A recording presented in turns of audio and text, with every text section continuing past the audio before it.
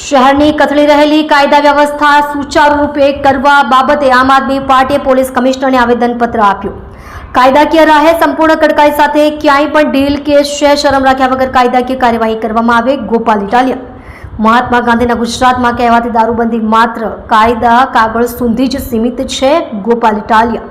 સુરત શહેરમાં કાયદા વ્યવસ્થાની કથળેલી સ્થિતિ બાબતે સુરત આમ આદમી પાર્ટીએ પોલીસ કમિશનર શ્રીને આજ રોજ આવેદનપત્ર પાઠવ્યું હતું। આ સંદર્ભે આમ આદમી પાર્ટીના રાષ્ટ્રીય નેતા ગોપાલભાઈ ઇટાલિયાએ જણાવ્યું હતું કે ભારે દુઃખની વાત છે, ડોક્ટર બાબા સાહેબ આંબેડકરની 134મી જન્મજયંતિના દિવસે જ આપણા શહેરમાં કાપોદ્રા વિસ્તારમાં બનેલી ઘટનાએ આખા શહેરમાં ચકચાર મચાવી દીધી છે। ત્યારે સવાલ થાય છે કે આખી ઘટના બનવા પાછળ જવાબદાર કોણ છે?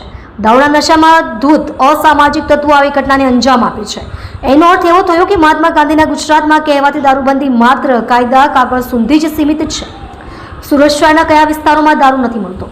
ગોપાલભાઈ ઇટાલિયાએ વધુમાં જણાવ્યું હતું કે દારૂની સાથે સાથે સુરત શહેરમાં ડ્રગ્સે પણ માજા મૂકી છે। ત્યારે આમ આદમી પાર્ટી સુરત શહેરના સજ્જન નાગરિકો વતી પોલીસ કમિશનરશ્રીને ખાસ વિનંતી કરે છે કે આવી જઘન્ય ઘટનાઓ રોકવા માટે સ્પેશિયલ આયોજન કરવામાં આવે।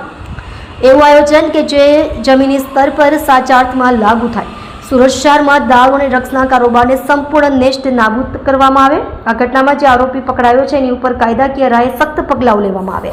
પરિવારના લોકોની માંગ છે કે હત્યારાને ફાંસીની સજા આપવામાં આવે, જે માટે કાયદાકીય રાહે સંપૂર્ણ કડકાઈ સાથે ક્યાંય પણ ઢીલ કે શરમ રાખ્યા વગર કાયદાકીય કાર્યવાહી કરવામાં આવે। જ્યાં હત્યાની જઘન્ય ઘટના બની છે ત્યાં તે જ વિસ્તારમાં દારૂના અડ્ડાઓ ચાલે છે એવી માહિતી મળી છે। આ દારૂના અડ્ડાઓ કોની મહેરબાનીથી ચાલે છે અને આ સિવાય પણ કાપોદ્રા પોલીસ સ્ટેશન વિસ્તારમાં દારૂના અડ્ડાઓ ક્યાં ક્યાં ચાલે છે એની તપાસ કરવામાં આવે અને આની પાછળ જેમની મહેરબાની હોય એમની ઉપર કડક કાર્યવાહી કરવામાં આવે તેવી માંગ આમ આદમી પાર્ટી કરે છે। વિશેષમાં ઘણા સમાચાર પત્રોના માધ્યમથી જાણવા મળ્યું છે કે સુરત શહેરમાં રહેતા લોકોએ અન્ય રાજ્યોથી લાગવગ કરીને પોતાના વગનો દુરુપયોગ કરી હથિયારના લાયસન્સ મેળવ્યા છે। કાયદાકીય રાહે આ બાબતે સઘન તપાસ કરી સુરતને અસામાજિકતાનો અડ્ડો બનતા રોકવા પોલીસ કમિશનરશ્રીને વિનંતી કરી હતી।